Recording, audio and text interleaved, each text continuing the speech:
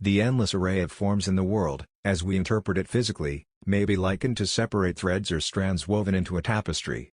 One may trace the courses of individual threads, and even gain an exhaustive knowledge of their several characteristics, without entertaining the slightest idea of their superior worth and significance as necessary portions of the whole fabric. The chief value of the finished product depends on the faithfulness with which it embodies the idea of the designer. However beautiful and perfect the threads may seem individually, they utterly fail to serve their intended purpose, unless they so harmonize and blend as to produce the desired effect.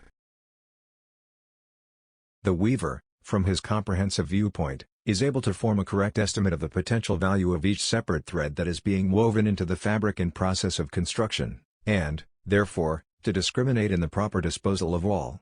The design already exists, perfect and complete, in his mind, and it is simply reproduced, in the weaving, under outward conditions. But one not already familiar with the design, is soon confused in attempting to follow the threads separately through their obscure, intricate courses.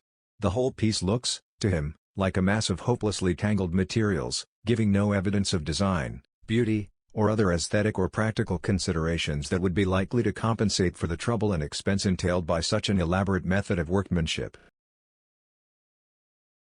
In like manner, the real meaning and intent of our finite lives can only be known in the light of a universal consciousness. We are both actors and spectators in the drama of life.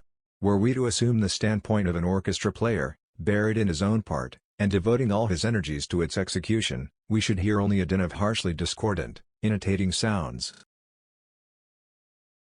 Each individual instrument would seem at variance with all the others, and they, on the other hand, would seem bent on drowning its tones.